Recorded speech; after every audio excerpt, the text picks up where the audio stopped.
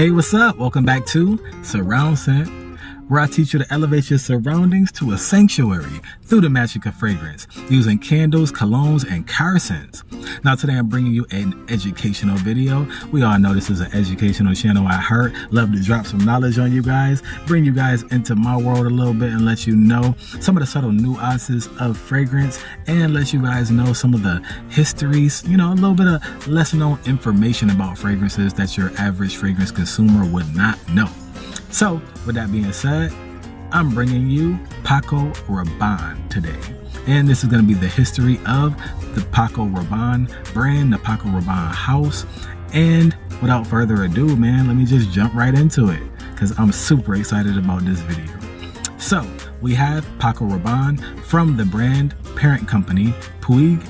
And Prive also encompasses Carolina Herrera, Byredo, Antonio Banderas, Nina Ricci, and Jean-Paul Gaultier, as well as a whole slew of other fragrance houses. But those are like the biggest ones, most well-known ones. So Paco Rabanne actually started in '66 after architect Francisco, aka Paco Rabanne, fled Spain from the Spanish Civil War to France. And that's how he actually got into fashion from his first love of architecture. He started making designer jewelry for different houses, and then he branched off into clothing. And from the clothing, he blew up because people recognized his unconventional materials that he used in clothing, like metal or paper in clothes. So that's how he really blew up, got his name. And then he decided, let me jump into fragrance. In '66 with the Calandre.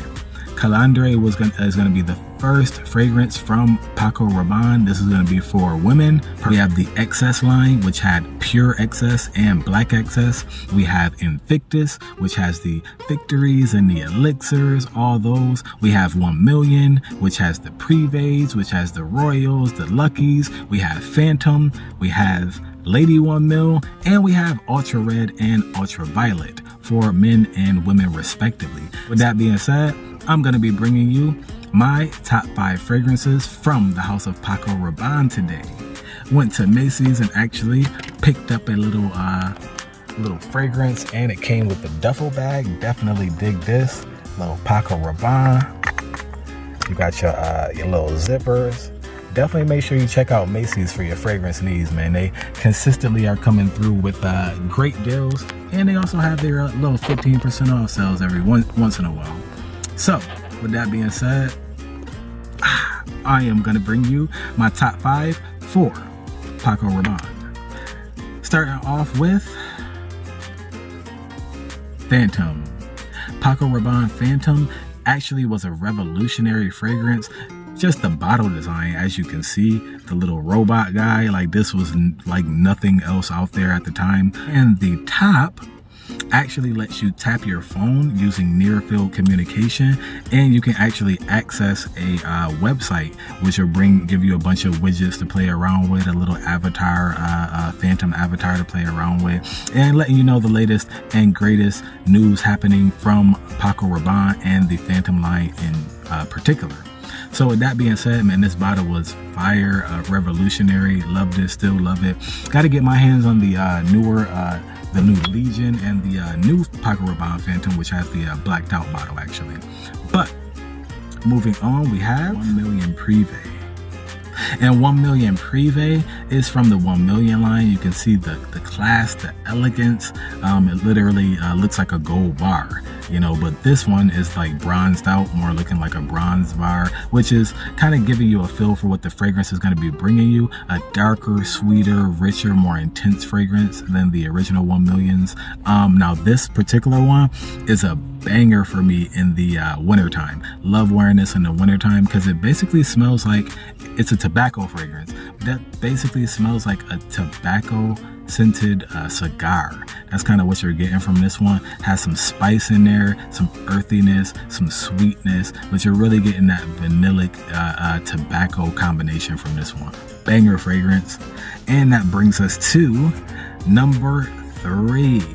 Number 3, I would have to say, would be 1 Million Lucky. I actually don't have the 1 Million Lucky. I liked 1 Million Lucky so much that that's what actually got me into the brand of Paco Rabanne, was the 1 Million line, and 1 Million Lucky in particular. Wasn't the biggest fan of the original Invictuses. Definitely think they're solid, but they didn't knock my socks off. But the actual 1 Million Lucky, love that fragrance, loved it so much that I started looking into the brand, and that's how we got to 1 Million Prive. But definitely think 1 Million Lucky may just edge it out just a little bit because it's more mass appealing. You can wear it in more situations. It's not as strong, not as tobacco scented. So with that being said, the 1 Million Lucky, I'll have to put that one spot above the 1 Million Prive for our number 3 spot. Bringing us to number 2 is going to have to be none other than Paco Rabanne Invictus Platinum. And Invictus Platinum is one of my favorite, if not my favorite, scent to wear in high heat. Love this one. It's really giving you some mint. It's giving you some citrus. It has some sweetness in there. Almost kind of like a grapefruit mint woody nuance, but it's also super aromatic, light, and fresh. Like this one is going to be, man, this one is really a dumb reach. Hate to say it, but it's a dumb reach for the summertime. Anytime you want that like minty, fresh, cooling effect, like this is what I'm going to reach for.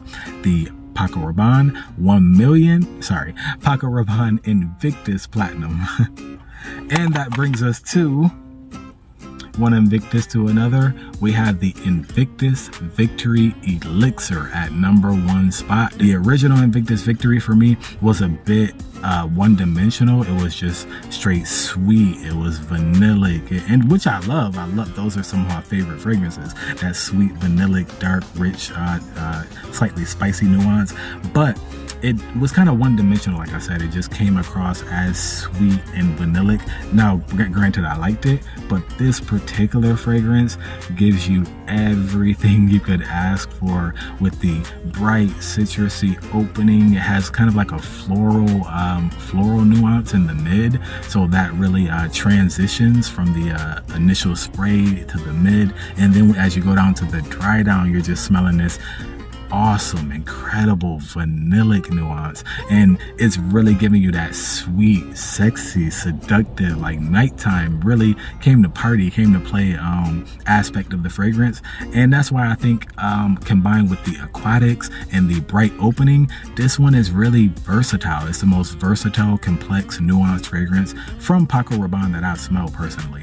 Like this one can be worn dressed up, it can be dressed down, can be worn to the office, can be worn to a date, can be worn in warm weather, can be worn in cool weather. I might shy away from it in the high heat, but you can still pull it off if you're gonna be indoors though.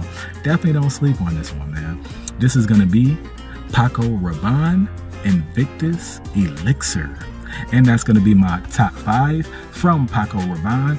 Like I said, man, make sure you check out Paco Rabanne. If you don't know, now you know, man. Putting you guys on to some banger fragrances. You got a whole slew to try from. And remember, if you have any of these fragrances down below from the, I don't want to call it a review, from this fragrance educational seminar. If you have any of these fragrances, man, make sure you comment down below which one you got, which one's your favorite, which one you're looking forward to grab next. And if you like the content, as always, like, comment, subscribe, and hit the notification bell so when I drop it, you got it. I'm Jay Will, and I'll see you on the next one.